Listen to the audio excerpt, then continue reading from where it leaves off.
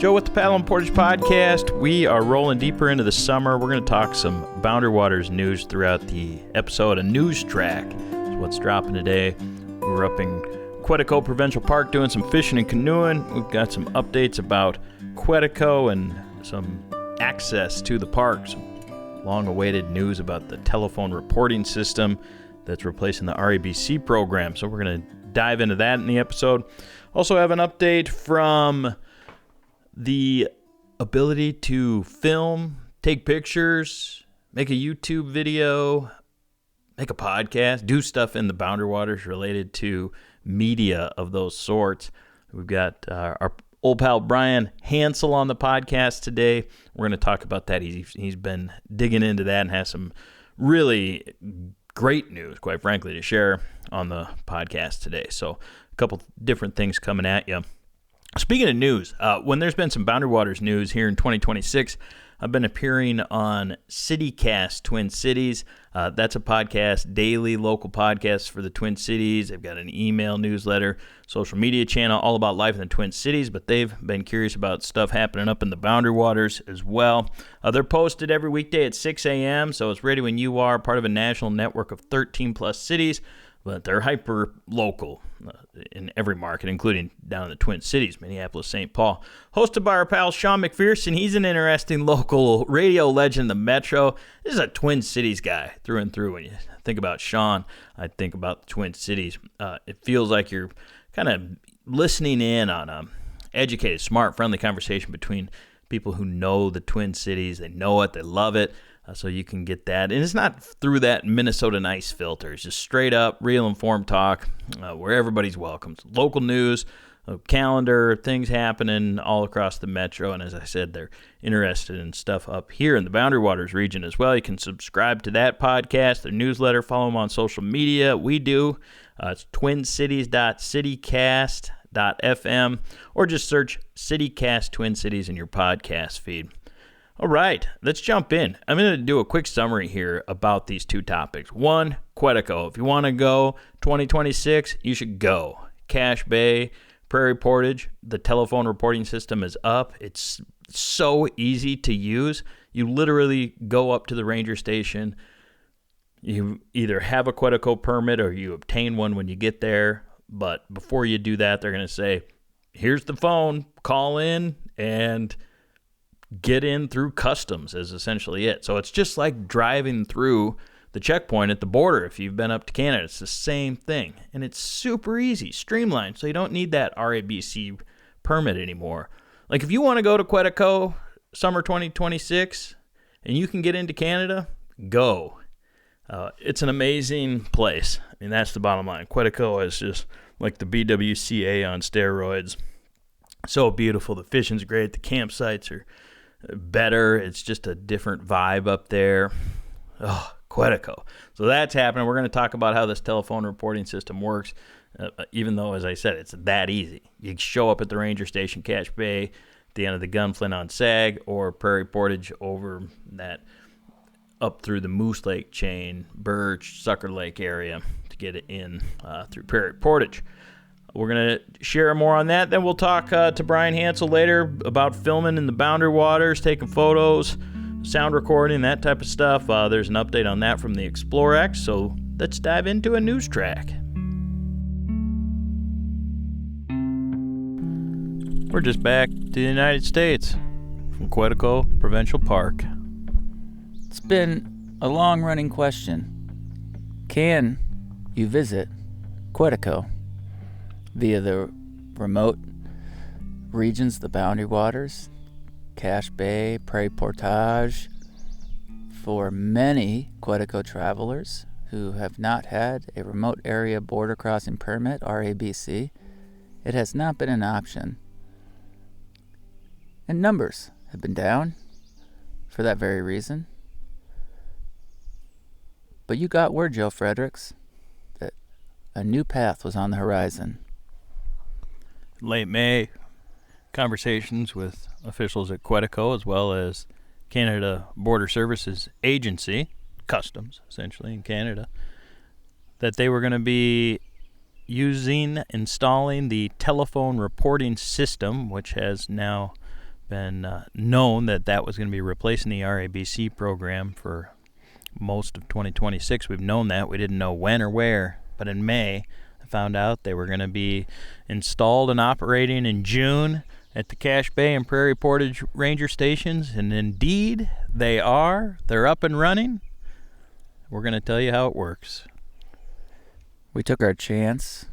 The opportunity arose to visit the Cache Bay Ranger Station, where this phone system has now been quote-unquote installed. We paddled up Cache Bay Ranger Station, and we went inside, walked up the gravelly slope, the path up to the building, and uncertain exactly how this was all going to unfold. But when you go inside the building, there's a little kiosk, feels like maybe too nice of a word for it. A table. a very small kind of end table with a few signs with instructions, the official instructions that have been given out. You can find these instructions online. PaddleandPortage.com. Get all the details for what must be done. The phone system is a lone cell phone sitting on the table. I picked up the cell phone. The instructions said tap 3 times on the back. Eventually, after many, many tries, I tapped 3 times and the phone started calling the Canadian border. A woman answered. I could hear her voice. She cut out briefly. I said, hello? She said, hello. Bonjour. You could do the French. No, there was no French accent in this conversation. I was a little disappointed. I said, I'm calling to check in. She started asking a series of questions. Where are you? I said, I'm in Cache Bay at the Marine Reporting Station. And then she asked for the registration of... She asked what kind of craft I came in. She asked for the registration. Gave her the registration number. She asked for the make and model. I gave her the make and model. Then she asked if it was an inboard or an outboard motor. And I said, well, it was a canoe. She said, oh, okay. And she asked me if I came with anybody else. I said, yes. Have they checked in, was the question she asked. I told her they have not. They have an RABC, a remote area border crossing permit. She said okay and proceeded with her questions. I had my passport with me, gave her my name, my date of birth, my passport number. I'm checking at the border. That's the routine. She got the rest of my information. She put me on hold, got the nice Canadian on-hold music. French music? Maybe. Actually, there was no language to it. Oh. Yeah. So, yeah, let's say it was French elevator music? French elevator music. Came back on. She said, now, the person you came with, have they already checked in at Customs, Canadian Customs? I said. Ask that again. She asked it again. Yeah. And I explained, no, they have a remote area border crossing permit, RABC. She didn't even say anything. I just went back on hold. And waited for quite a while. And then she came back and said, okay, you're cleared. And then she gave me my confirmation number. It's like a 10-digit PIN or something? Yeah, it was a 10-digit number. I was ready. I had a pad and paper and jotted that down. And I need that. And that's essential for me to have in case I get stopped on the border and need to provide proof that I have indeed checked in. Cleared customs, that I'm legal. So there were 2 important things to be ready for. 3, in fact. Of course, having my passport and that information ready. I think maybe more surprising is having the boat registration, the make, model, and year. Canoe, in this case, when you're going to Quetico. Indeed. And so, I had a little bit of a heads up on that, so I had it all written down and ready to go. And then the ability to write down that confirmation number. And really, if you are prepared for these 3 things, there will be no surprises. And you, essentially, with a Quetico Park permit, could go tomorrow. And that is big news. Yeah, it's great news that Quetico is basically reopened at these southern entrances to everybody. It's been open to a limited number of people who had existing RABC permits. I happen to be in that pool of people who've been able to go the past few years and have gone primarily in the winter months. But if you didn't have one, like you didn't, and a lot of people we know and who we paddle with didn't have one, couldn't go for a few years now. And to have kind of feels a little bit sudden, like now we can go. Now we could go, as long as there's a permit available, we could go in tomorrow. Yep, so if you're headed up to Prairie Portage or Cache Bay, check the online reservation systems to see what permits are available and what routes, so you can book in advance. It's likely they're going to be available, but just so you don't show up and you might not be able to get a Quetico permit. It's a few extra dollars to make that online reservation, but worth every penny, particularly as more people start to learn about the fact that Cache Bay and Prairie Portage are once again open. Those permits are going to start to drop, and once the outfitters start getting the word out and through their social media and business channels and so forth, like, it's going to likely, even this summer potentially, get busier in Quetico and at these southern entrances in particular. Yeah, it's really important to understand some of the nuances and some of the differences. For example, at Cache Bay, you can get a tow. You can take a motorboat up to American Point, and then you'd have to paddle in the rest of the way because you're entering the park, as opposed to, for example, at Prairie Portage, you can get a tow all the way in. And just doing your research and knowing what the expectations are if you're new to Quetico. Because I would say that if you're new to Quetico, there's no better time to go than now.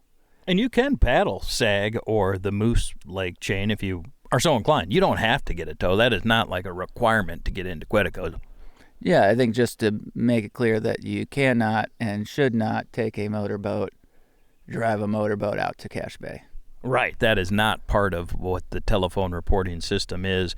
That say if you just wanted to be on the Canadian side of SAG for visiting a family member that's got some property, you have property, or you just wanted to fish on the Canadian side of SAG and you didn't have an RABC permit, you can't motor up to Cache Bay at all. You could park it somewhere and paddle in theory, but yeah, there's another chapter to this story we'll be getting to a little bit later in the episode. But for now, the news is celebration. This is a big deal for Quetico and people who wanted to go to Quetico.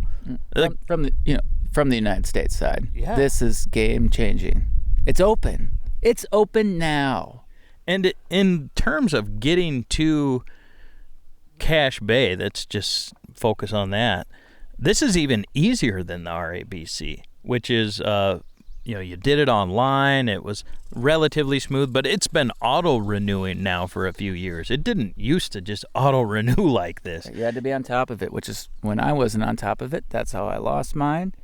And there are many people that didn't see this coming. They didn't see a suspension of the RABC and then eventually a permanent end to that program that now have none of that to think about. Well, and there was a fee involved. I mean, granted, it was, $35 or something like that. But if you were just going up to Quetico for one trip, that was an added expense to your trip, $35 to get the RABC. It was the only way to enter there for a long time. This has been the policy. It was the RABC. So when it got shut down, there was almost nobody going to Quetico. And now you can go and use this telephone reporting check-in at Customs, and there's no expense in the way that when you drive across the border at Pigeon River or International Falls or Fort Francis, they don't charge you to enter. Mm-hmm. And so now there's no fee. There's absolutely no fee for that component of visiting the park. So we're sitting here Seagull Lake area, end of the Gunflint Trail. Just coming out of Quetico, we went in, did some canoeing and fishing and hanging out in Quetico in a way that we just hadn't been able to do you haven't been there in years. I have not been there, 3+ years now. Felt really good. There's something special about the park, about the energy of the park, that you know it when you feel it, and it feels good to feel it again. And now that it's possible, I just want more of it.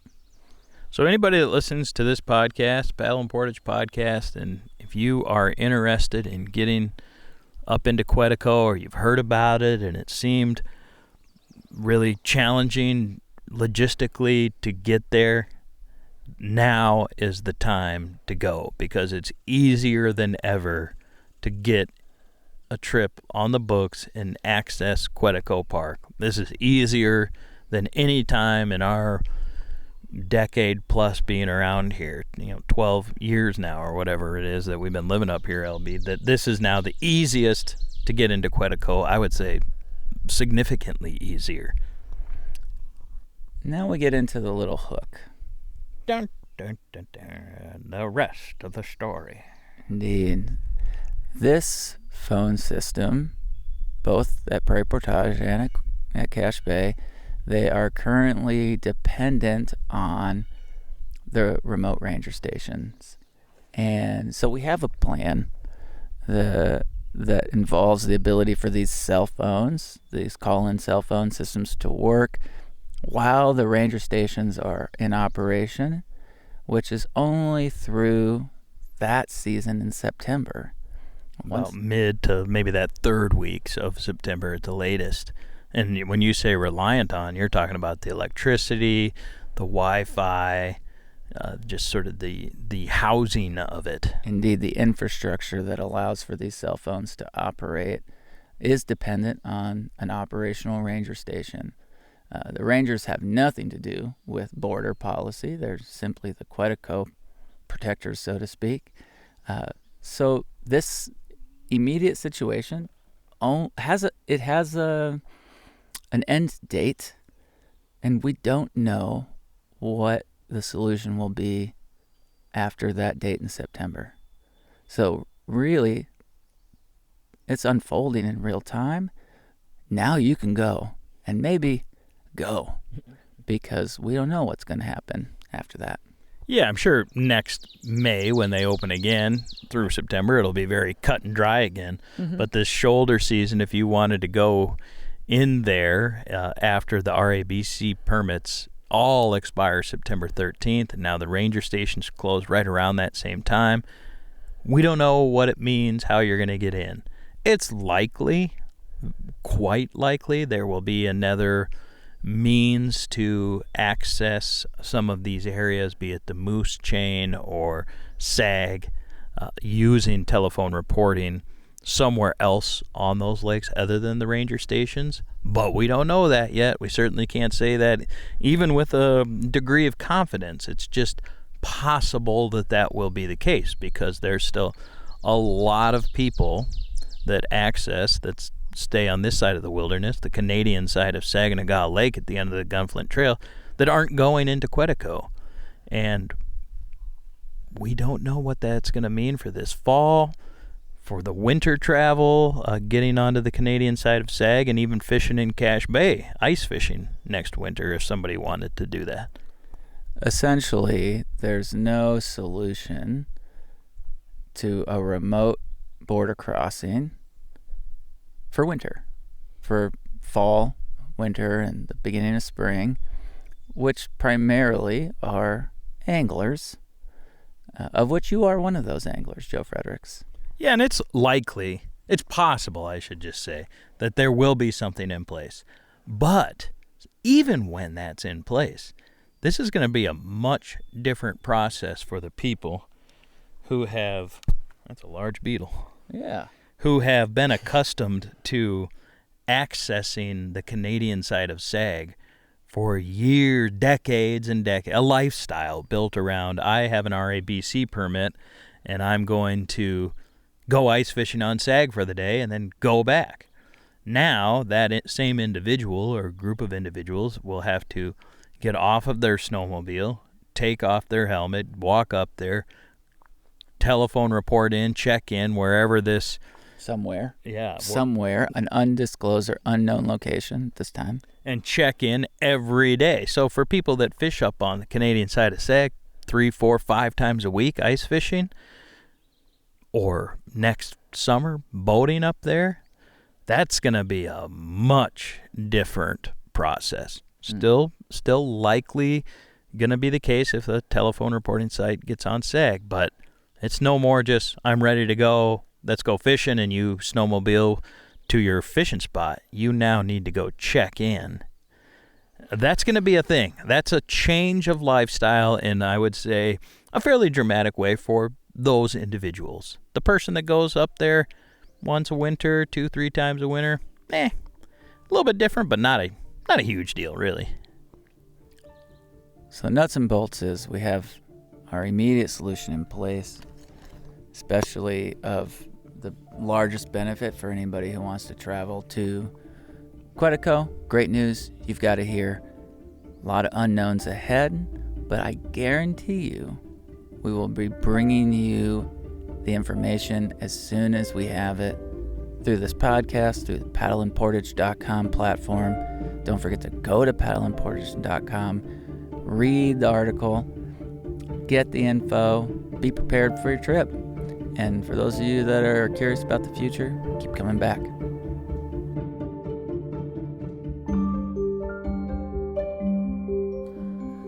Hello, I'm Bear Paulson from North Star Canoes. This is titled Minnesota is Unique. Sven and Ole got stuck here and never left. We have more Scandinavians per capita than the countries clustered around the Baltic Sea. We are the land of Lutefisk and Lefse. Rocky and Bullwinkle added to our uncommon fame. Frostbite Falls is the icebox of the nation. I cheered when it was below zero for the Super Bowl in Minneapolis a while back. We needed that to cement our frigid reputation. Minnesota is also unique in having 3 major watersheds. From the BWCA, paddlers can go north to Hudson Bay, or east to the Atlantic, or with some portaging south down the Mississippi. North Star is unique too. We build canoes with an incredible blend of seaworthiness and efficiency. Seaworthiness means you'll be safe when the wind kicks up. Efficiency lets you get where you want to go. North Stars are easy to paddle on glassy days, and safe to paddle on rough ones. Rent a North Star at nearly all the BWCA outfitters, or purchase a new one from retailers nationwide.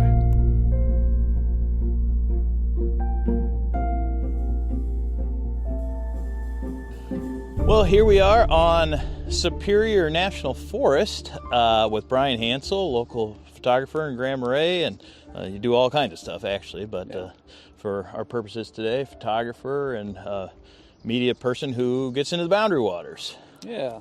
Yep. And we're at Artist Point here in Grand Marais. It's a bustling weekend here starting, kind of peak summer rolling in now, and Artist Point, which is like where the lighthouse is over on that side of us here, is Superior National Forest land. Yeah, People it's might Superior not know National that. Forest. Yeah, most people don't know it's Superior National Forest. Even though you go right by the kiosk there, Yeah. sort of hopping out here, it still sort of doesn't really dawn on you that this is National Forest land right on the edge of town here. Yeah, and I remember when I first moved here, they didn't have it marked as National Forest. Like, it was a completely different sign, and it was made by a local tourism organization that named it Artist Point. And Okay. I don't know, maybe 5, 6, 7 years ago is when the Superior National Forest signed it. Yeah, and it had always been that public land, National Forest land, though, huh? Yeah, right. It had always been National Forest land, and I just don't know that they signed it as National Forest land. So Yeah. most people just don't know. I was out here the other day scouting for some fishing. I got a tip from local fisheries people about coaster brook trout being caught around here. So Oh, no way. Yeah, Really? yeah. Crazy. And so I was out here scouring. I mean, and it kind of dawned on me. I'm usually not out here just sort of wandering around, I guess. Yeah. And what a great spot this is. Yeah, it's really nice. It's spring flower seasons out here, and a lot of people don't know. If you look very closely, you can find pink lady slippers out here every now and then, which is kind of rare to see it up here. Yeah, right. And that's the state flower of Minnesota? No, it's Lady- showy lady slipper is a state flower, but pink is the one that's more common in our area. Okay. Well, I was close anyway. Yeah, you were close. They look somewhat similar. Yeah. We're bringing up, or I am, national forest land because we're following up today from a conversation we had on the podcast year and a half ago now it's been. Yeah, back in January of 2025. Yeah, and that was following the passage of something under the Biden administration known as the Explore Act, which it did a lot of things on public land. Right. And one of those was clarified what people can do for photography, video, audio recording, capturing media on public land across the country. Yeah, right. So it was, that provision was called the Film Act. Originally it was a separate piece of legislation, and they were able to get it passed with the Explore Act. Right. Okay, yeah, so they bundled that in, and we talked about what that meant for the boundary waters, other wilderness areas, because we've kind of existed in a bit of a gray area in that space in terms of photography, video, and even recording sound in the boundary waters. And so there's been some back and forth over the years about that I've had, and I know you've had with Superior National Forest officials, and we've all kind of peacefully navigated some of that. And then when this happened, we were essentially celebrating the Explore Act. It's like, finally, we've just got this clarification. We can do it. It's still got to be low impact under a certain number of people and so forth in terms of, you can't be out there shooting movies and stuff. Well, there's some visitors rolling through, making a cameo on the podcast. All right. So hey, you guys are now on the podcast. Welcome to Grand Marais. Hey, sorry. So, as we were saying, peak tourist season. Busy summer. Yeah, you got to expect that. Artist Point is one of the most popular places to visit in Grand Marais. Like, you're going to have people. So it's always like that beginning of the year where tourism just kicks in. It's almost like a snap of the finger, and it's surprising every single year that it's here. It is. It totally is. So Exhibit A of life here in a tourist town. Yeah. And so, Brian, we were celebrating the Explore Act, and we made this recording in January of 25 saying, like, all right, we've got clarification. It's low impact. We're going to keep it low key, but like we can take a sigh of relief going, we can do what we do out here. Yeah, right.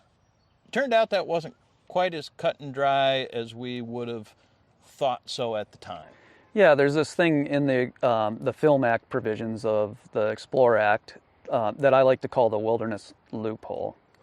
And it wasn't quite clear on whether all of the provisions of the Film Act were going to apply in congressionally designated wilderness areas. Mm-hmm. So there's an exception where it said that nothing in the new law would be able to conflict with any of the rules in the Wilderness Act of 1964. Yes, right. And in other words, the Wilderness Act superseded that of the Explore Act, or was the sort of gatekeeper for whatever this new legislation tried to clarify or meant.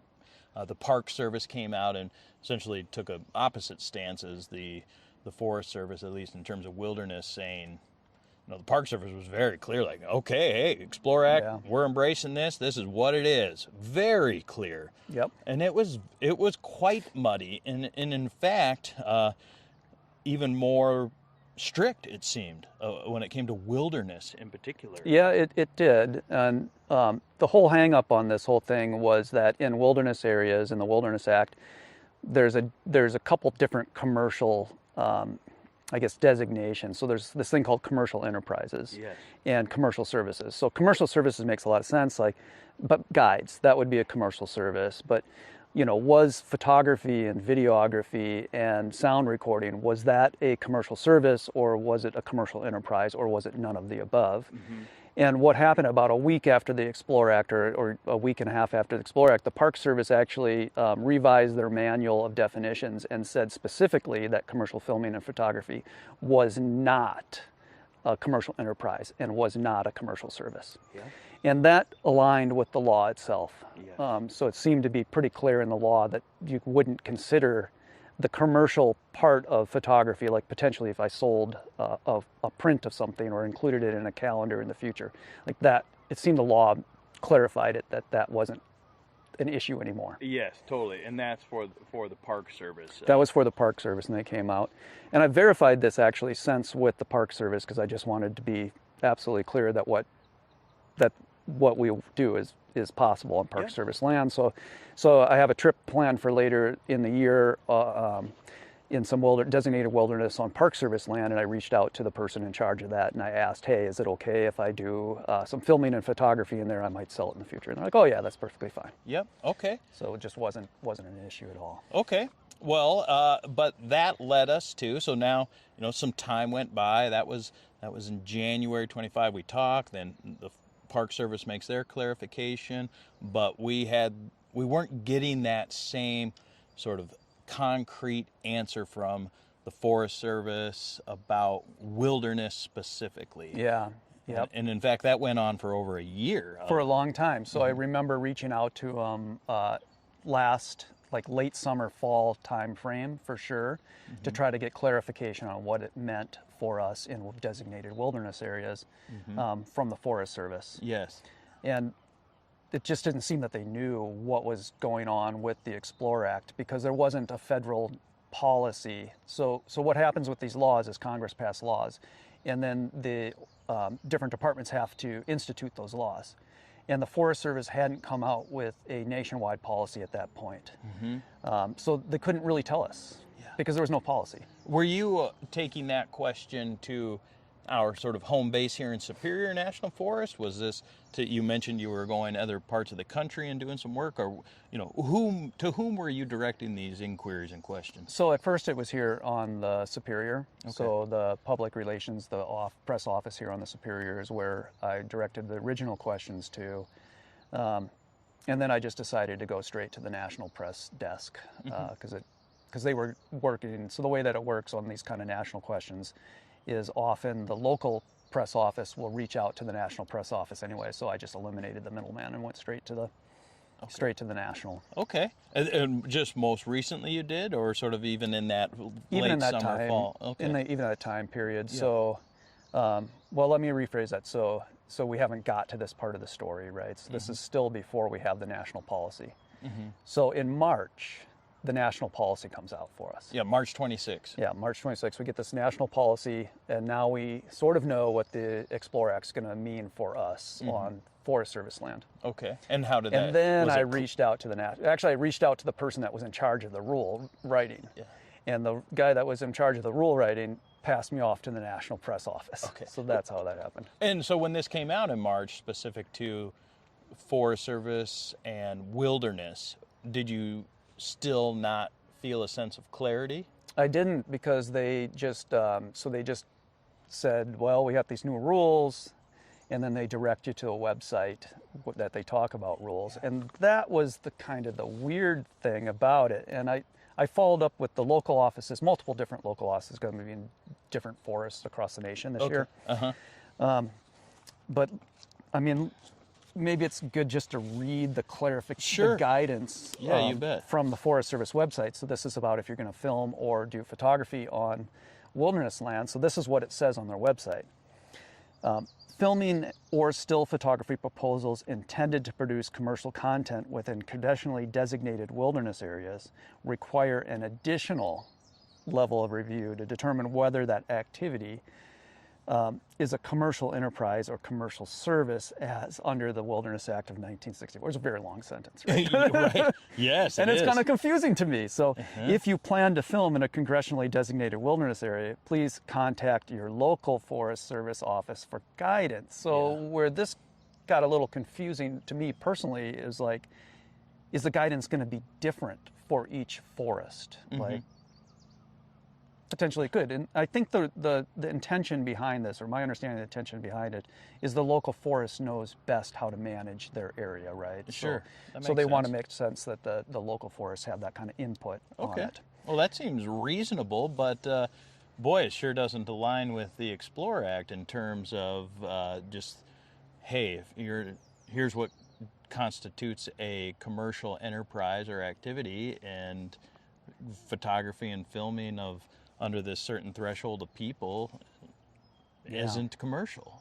Yeah. So this is that gray area. We're back in that gray area. It certainly felt that way. And you're having to reach out to the office every time you want to take a picture, or all the YouTubers that are going out documenting a canoe trip, just holding an iPhone or you know, whatever device they're using, GoPro or something. GoPro or phone or even a professional camera. Like, who knew what was usable, because we weren't getting clarity. We had to reach out to the local office. Yeah. And I did. I reached out to the local offices, multiple local offices. Okay. What'd they say? No answer. No answer. Never heard back. Okay. Multiple times reaching out. And that was after March, after this came out? After March, this came out. So multiple months I read about, so I had it on my schedule to resend the email every couple weeks. Yeah. And see if they could get more. Because I wanted it in writing. I didn't want to call up and get an answer that wasn't in writing. Yep. Okay. So you didn't hear anything, and then what'd you do?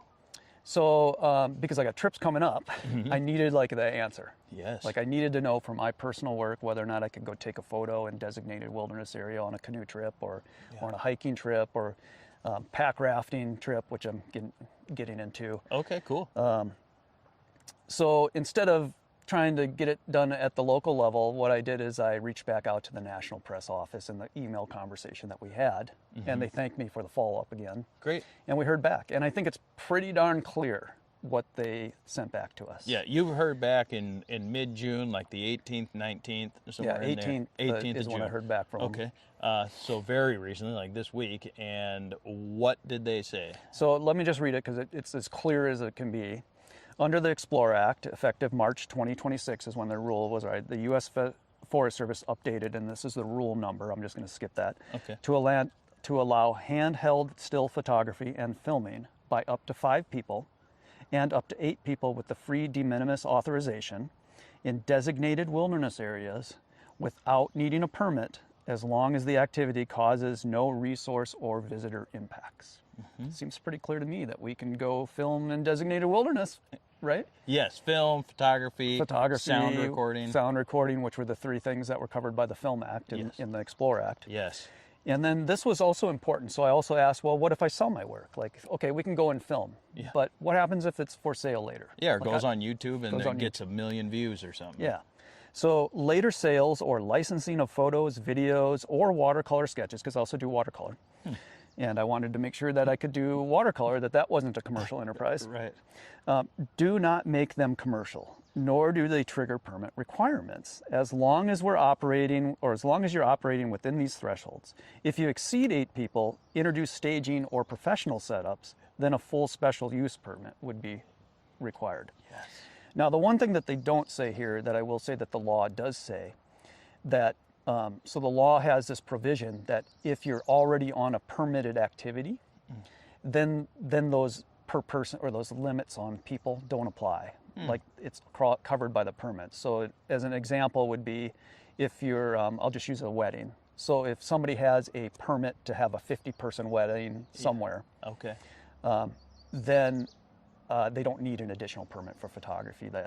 So for our purposes, if we're going into the boundary waters and we have a boundary waters permit, we don't need to get additional, even if we had 9 people. Okay. That's what the law says, at least. Yeah. Okay. Well, you've found clarification. You've brought some people some peace of mind.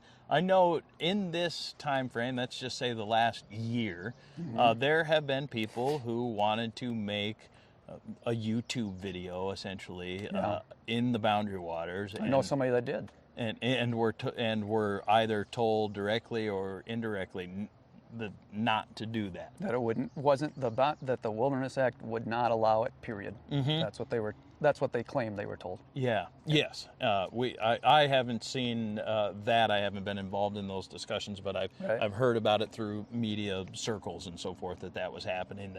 That hey, the Explore Act isn't helping me get clarity here in the boundary waters, and now this email, this that you have in print, would seem to be the letter of the law, or that would hold up if you ever needed to, or anybody needed it to. It seems pretty clear to me. Yeah. So that's the clearest answer I've gotten from it, and it seems that's clear. We can film and photograph in The boundary waters, as long as we stay within the stipulations of the film act provision of the Explore Act. So, Yeah. Either the five or fewer people, you don't need a permit. Yep. 6 to 8 people, we need that de minimis authorization. Yep. And the group size limit doesn't apply if we have if we're under a permitted activity. So if we have a permit to enter designated wilderness, the group size does not apply. There are some other stipulations, right? So one of them is handheld equipment. So what does that mean? Luckily, the Explore Act tells us what that means. Yes. Yes. Thank goodness Yeah. that somebody was so thorough about this. Yeah. I mean, this is the law as we were celebrating January 25. Now we can go back and celebrate that again because it dialed in these specific things, as you're about to say. What's handheld? Is that my iPhone? Yeah. Does that mean I can put it in my GoPro holder? Yeah, and the good thing was there were a couple organizations working on the Film Act. So like Professional Photographers of America was working on that, and Public Land Creatives, which is an organization that wants to advocate for creative people on our public spaces so that we can go out and we can create. So they knew what we need as somebody that's just walking around, We don't need like a truck with a big boom and mic systems and all this other stuff, but we do need a tripod, right? Yes. So specifically they tell us that tripods are okay, monopods are okay, handheld lighting equipment is okay. Yes. And so and they use the such as, so they're saying such as handheld equipment, so equipment that you can carry by hand, right? Yeah, and that's where these nonprofit advocacy groups really can do so much to help because they know the specifics. A legislator isn't going to be thinking of that. Some representative in Congress who ultimately might draft or propose or get something like this moved through Congress, they're not thinking about like those nitty-gritty details. So kudos to the public lands and the media people who were involved in supporting the Explore Act and this further clarification, even with the Forest Service and wilderness areas. I know that group in Montana, the Public Land Lands Creative, that they were involved. They were following that. They followed it and they reached out to the Forest Service as well to ask for clarity. Yes. And they wanted to align. They wanted the Forest Service just to be aligned with the National Park Service, which it looks like it has been. So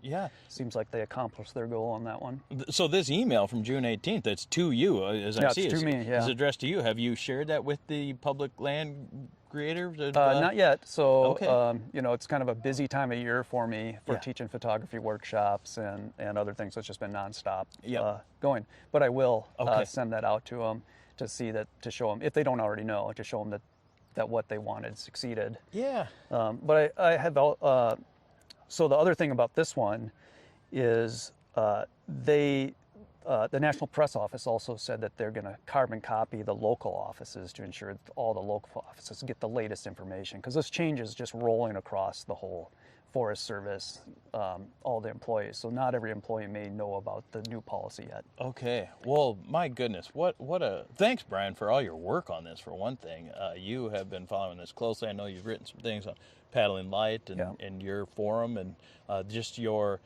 due diligence to get clarification for you as somebody who's involved with this, but also because we need it. The greater community needs it, and I think it's safe to say when the Wilderness Act was written in '64, nobody was thinking about YouTube and a GoPro and an iPhone. It wasn't a mindset. That didn't exist. It was cameras like this that people lugged around and lugged around on giant tripods with rails, I mean, this is all movie making stuff back in those days. Yes. And you can understand what they may have been thinking when they originally wrote all the filming laws. Which the Explore Act gets rid of those old filming laws and updates it too. I got a 4K camera right here in my pocket. Yes. It's like insane what we have now. Yes, totally. And that brings to question, why the Forest Service didn't go lockstep with the Park Service, where that wilderness aspect of this sort of seemed a little tense sometimes, trying to sort this all out. And I'm not quite sure why. I don't know if we asked anybody for the Forest Service at the national level, local, regional levels, like if we'd ever get an answer to that. I kind of doubt it. Yeah. The best, if you want to speculate, I just think that these employees at the Forest Service are so invested in protecting the land, so they want to take care of the land so that's there for the future. Right. So that's what their job is, and they love their job, and they love the lands that they work on. They love the forests that they work on, and they just want to make sure that it's there for the future. That's at least some of the Forest Service people that I know. That's the impression I get from them, is that they just love the land, they love their jobs, and they want to protect it for everybody, including us that wants to film on there. So they just don't want things to go wrong. Mm-hmm. I just always think back to like the Wilderness Act and the people that wrote the Wilderness Act, and I have to think. Would they have wanted to exclude Ansel Adams from the Boundary Waters or from Black Elk Wilderness or any other wilderness across the country? And I don't think that they would have ever wanted to do that. So right. It seems pretty clear to me that Ansel Adams wouldn't have been excluded from the Boundary Waters if he wanted to go take some photos and then sell them in his gallery. Yeah, that's right. And also maybe part of it might be that economic side of it, and that sort of, if it could be viewed through a lens of exploiting the resource in a way, that might be, these YouTubers are making a lot of money off of the wilderness in a way, or that might have been a part of it too, that economic sort of taking of the place for your own gain. That again is speculation. It's all speculation. It's hard to say until we got somebody to say why. Yeah. But it's fun to speculate. Right. Yeah. And it's probably at this point it's not necessary to sort of be relentlessly pursuing an answer, and it could be an abstract thing, or just the default even of, we were just going by the language of the law. Yep. It took us a while to get here, but now we're here. Yeah. And that's what's most That's important. what it is. They're restricted by the law is what it comes down to. And the old law Congress really needed to clarify. They did. And now we have really clear guidance from the Forest Service on what that means. And I'm pretty happy about that. So it ended up where I was hoping it would end up. Mm-hmm.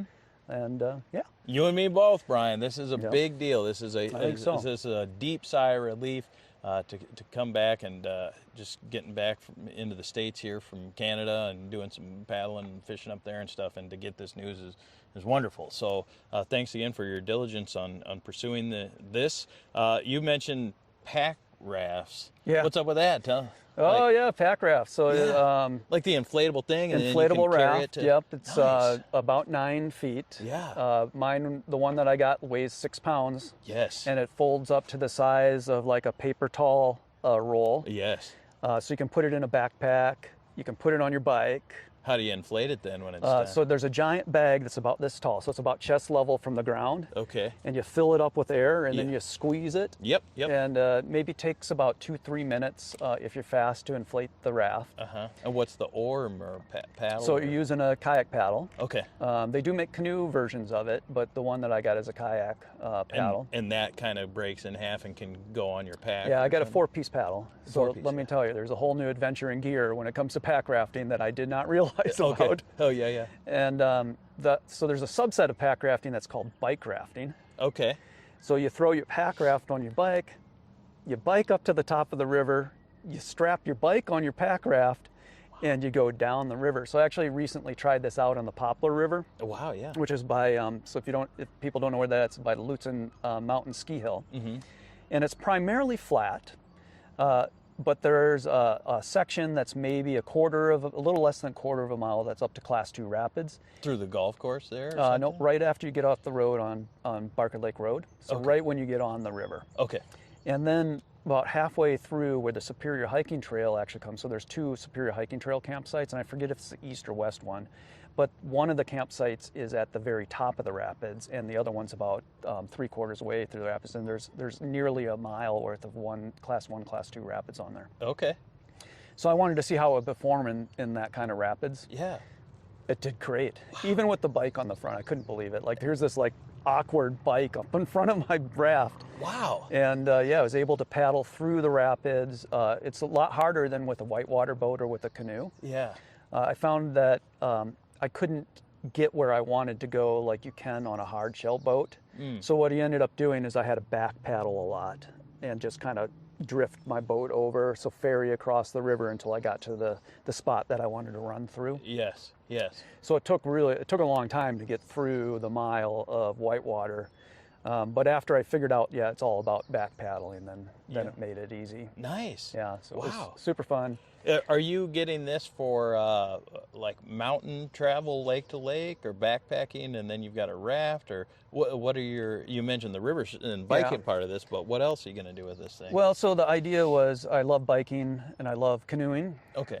So my original idea was to get a canoe trailer that could go on the bike, and they make some of them. Yeah. But most of them don't pack down to fit in the canoe very well. Uh-huh. You could do it, but it's not ideal. Yeah. And I researched like all the companies, reached out to a couple to see what they thought about it, and almost all of them are like, yeah, you could do it, but it's not going to be ideal for you. Okay. And plus you'd have to get that rack plus your bike in the canoe, and I was going to do like a 14-foot solo canoe with camping gear, and I was just like, I don't see how it can fit in there. Okay, yeah. And so then I was like, well, wonder if you could do it on a pack raft. Yeah. And then I started looking at that, and I saw people are already doing this. They're already bike rafting. And then the cool thing about this raft, I have a zipper on the back, and I can store my camping gear inside the raft. Shut the zipper, inflate it up, and then all the camping gear's on the inside. Yeah, it's wild. Yeah. And where are you doing this, or where are you want to do this? Well, soon, crossing my fingers, within a couple days, Okay. I'll be leaving on a trip. I'm going to do the Namakagon River down in Wisconsin. Yeah. And so park my car kind of in the middle. Yep. Leave a resupply in the car. Yep. Bike up to the top of the river as far as water level is going to be important. If it's low, then I'll not go as far up. But in an ideal situation, I go all the way up to where the dam is from the flowage, jump on the river, paddle down to my car, resupply, and hit the St. Croix. So paddle all the way to St. Croix, jump on my bike, ride back to the car. If I have extra time, then I'll bike over to the start of the St. Croix and hit as much of the St. Croix as I can. So, Sweet. Okay. So this is not necessarily like a Boundary Waters sort of thing. So Yeah. there's that stuff as well. Yeah. So the idea was after I got this, the first time I tried it out in Lake Superior in winter. There were like icebergs just out here, and I went on a paddle in winter with a dry suit, right? Okay. And I've done a lot of winter paddling. Yeah. So I'm paddling past these like 20-foot tall icebergs. Oh, I saw some it of was those insane. photos. Yeah, I put some photos. Yeah. Yeah, it's just like really wild stuff. And then as I'm paddling, it's occurring to me that this thing can go everywhere. So there's some local lakes I've never paddled on. Like Lake Agnes is off of the Spirit Hiking Trail. It's a couple miles. Up the Caribou Trail, Sure. a mile and a half. That's a nice lake up there.